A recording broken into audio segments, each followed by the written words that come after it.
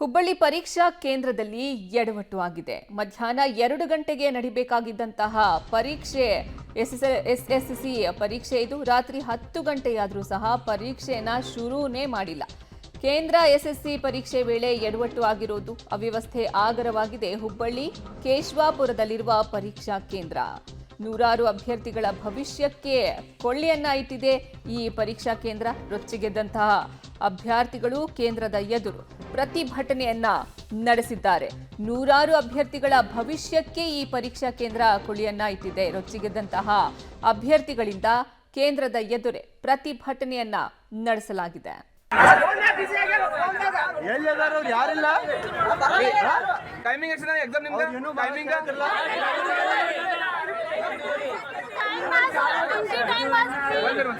ಸಂಜೆ 5 ಗಂಟೆಗೆ ನಡೆಯಬೇಕಿದ್ದ ಎಕ್ಸಾಮ್ ರಾತ್ರಿ 10 ಗಂಟೆಯಾದರೂ ಕೂಡ ನಡೆದಿಲ್ಲ. ರಾಜ್ಯದ ವಿವಿಧ ಜಿಲ್ಲೆಗಳಿಂದ ಹುಬ್ಬಳ್ಳಿಯ ಎಕ್ಸಾಮ್ ಸೆಂಟರ್ಗೆ ಬಂದಂಥ ವಿದ್ಯಾರ್ಥಿಗಳ ಜೀವನದ ಜೊತೆ ಈ ಒಂದು ಇಲಾಖೆ ಸೆಂಟ್ರಲ್ ಗೌರ್ಮೆಂಟ್ನ ಒಂದು ಸ್ಟಾಫ್ ಸೆಲೆಕ್ಷನ್ ಕಮಿಷನ್ ಹುಡುಗಾಟವಾಡ್ತಾ ಇದೆ. ಇಲ್ಲಿ ನೋಡ್ಬೋದು ದೃಶ್ಯಾವಳಿಗಳಲ್ಲಿ ಈ ಮಳೆಯಲ್ಲಿ ವಿದ್ಯಾರ್ಥಿಗಳು ತಮ್ಮ ಭವಿಷ್ಯವನ್ನು ಕಟ್ಟಿಕೊಳ್ಳಲು ಎಕ್ಸಾಮನ್ನು ಬರೆಯಲು ಹುಬ್ಬಳ್ಳಿಗೆ ಬಂದಿದ್ದರು. ಆದರೆ ಇವರ ಭವಿಷ್ಯದ ಜೊತೆ ಆಟ ಆಡ್ತಾ ಇದೆ ಸೆಂಟ್ರಲ್ ಗೌರ್ಮೆಂಟ್ನ ಸ್ಟಾಫ್ ಸೆಲೆಕ್ಷನ್ ಕಮಿಟಿ. ಯಾಕಂದರೆ ವಿವಿಧ ಇಲಾಖೆಗಳಲ್ಲಿ ಇರುವಂತಹ ಒಂದು ಹಲವಾರು ಹುದ್ದೆಗಳಿಗೆ ಒಂದು ಎಕ್ಸಾಮನ್ನು ಬರಿಬೇಕಾದ್ರೆ ಈ ಒಂದು ಸ್ಟಾಫ್ ಸೆಲೆಕ್ಷನ್ ಕಮಿಟಿಯ ಒಂದು ಎಂಟ್ರೆನ್ಸ್ ಎಕ್ಸಾಮನ್ನು ಬರಿಬೇಕು. ಅದು ಇವತ್ತು ಸಂಜೆ 5 ಗಂಟೆಗೆ ಬ್ಯಾಚ್ ವೈಸ್ ಆ ಒಂದು ಟೆಕ್ನಿಕಲ್ ಎಕ್ಸಾಮ್ಸ್ ಇದ್ವು. ಆ ಒಂದು ಸಮಸ್ಯೆ ಆ ಒಂದು ಎಕ್ಸಾಮ್ಗೆ ಸಮಸ್ಯೆ ಎದುರಾಗಿರೋದು ಟೆಕ್ನಿಕಲ್ ಸರ್ವರ್ ಡೌನ್ ಅಂತ ಹೇಳಲಾಗ್ತಾ ಇದೆ. ಈ ಎಕ್ಸಾಮ್ ಸೆಂಟ್ರಿಗೆ ಪರ್ಮಿಷನ್ ಕೊಟ್ಟವ್ರು ಯಾರು ಅನ್ನೋದೇ ಈಗ ಪ್ರಶ್ನೆ ಬಂದಿರುವಂಥದ್ದು.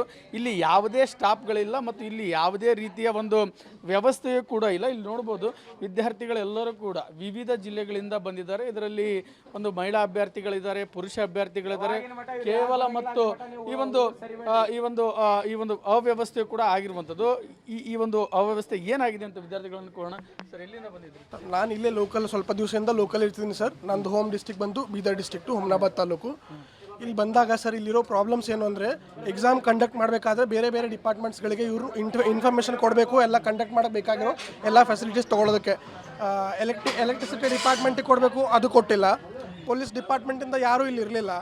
ಅದೆಲ್ಲ ಕೂಡಿ ಅದೆಲ್ಲ ಆದಮೇಲೆ ಎಕ್ಸಾಮ್ ಇಂಟರಪ್ಟ್